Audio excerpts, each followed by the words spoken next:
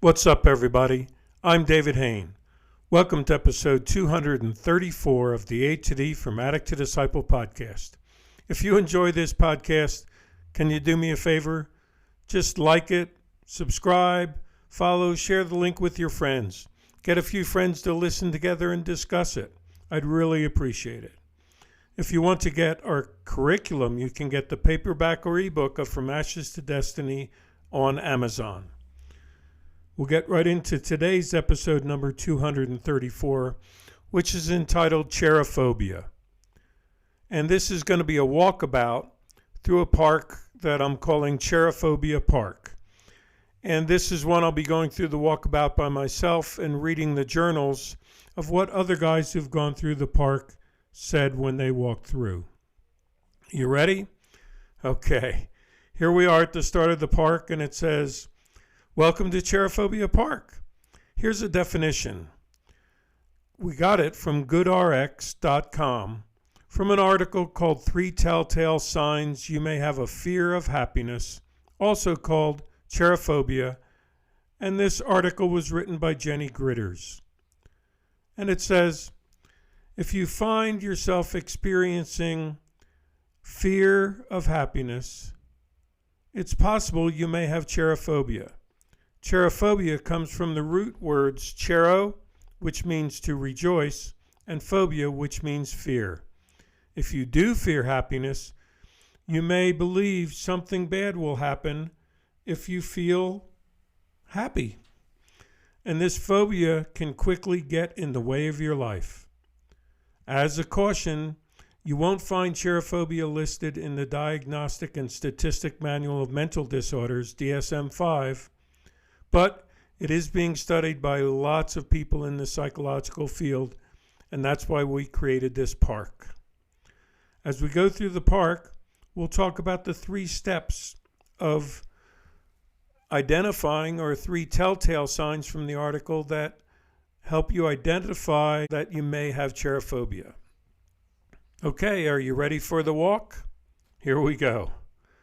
We head on down to the first sign, and it says, avoiding happiness is the first telltale sign of cherophobia. Let me open the comments. And in the journal, the first comment says, actually, I don't know that I'm avoiding happiness because I feel contentment when I'm high. No pain, no fear, no anticipation, no stress. I wouldn't say I'm happy, but I am content. Second comment says, it's true. I have no desire for more out of life or in my life as long as I have my drug of choice.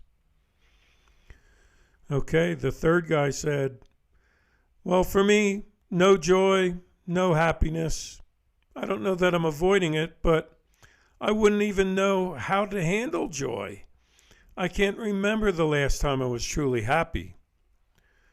So, are you guys identifying with these comments by the guys who went before us? There's one more, and it says, yeah, I don't know if I'm avoiding happiness or if I just have an aversion to it, like a fear, because for me, nothing about my past experiences with happiness brings positive emotions or make me want future happiness. Okay, let's go down to the next sign, and it says, telltale step number 2 for cherophobia is worrying that happiness will cause bad things.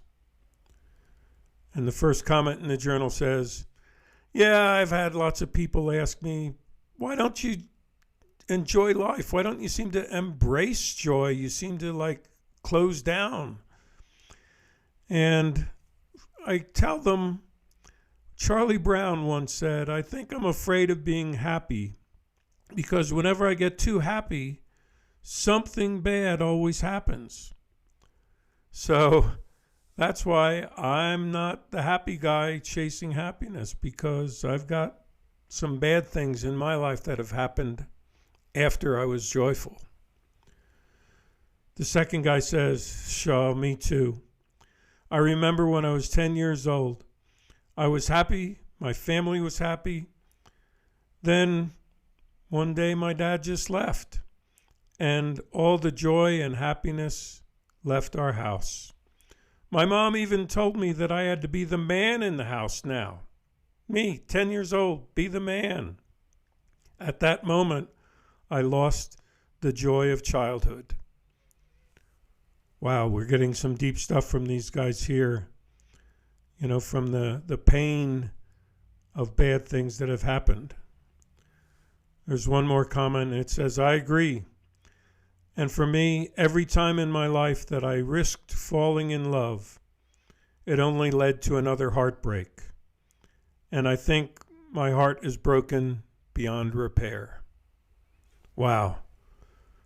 Deep stuff that in this journal, and I'm sure it's stirring thoughts in the listeners. Let's go down the path to the next sign. And it says, the third telltale sign of cherophobia is experiencing anxiety about social situations. Let's see what the guys wrote. First guy says, yeah, I'm not afraid of being judged or anything in social situations, like people judging me that I'm not cool enough or I'm not this enough or whatever. The truth is, I'm a loner, and I like the comfort of being alone without getting the pressure of trying to make someone else happy. So that's why I'm sort of anxious when it comes to social situations. I don't want to put on the role of having to make other people around me happy.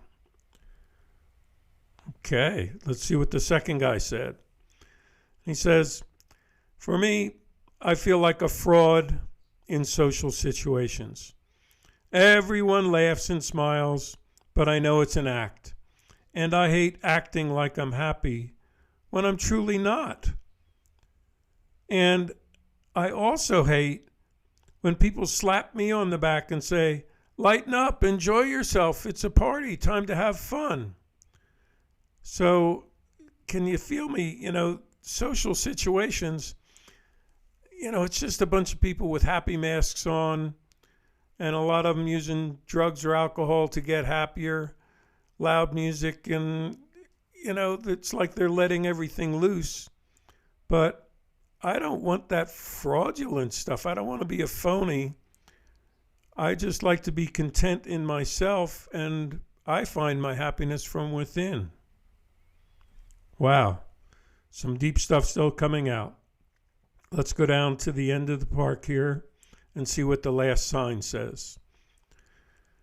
And it says, I hope you enjoyed the walk on the park, but we have some closing thoughts for you, as these earlier signs might have stirred up thoughts.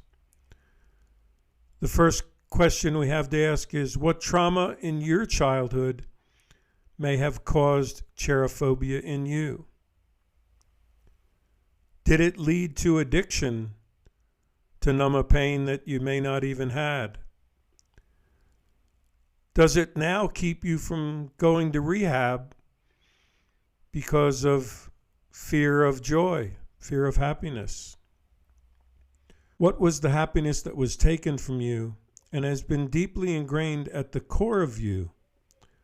That fear is safer than to trust being happy and having it stolen again.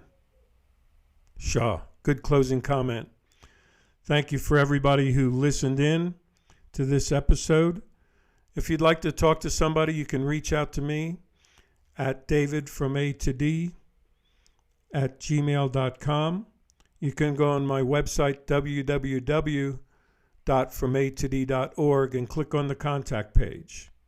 But if it stirred something, I just want to encourage you to talk to someone. Tune in Monday for our next episode. And as always, stay safe and stay resilient.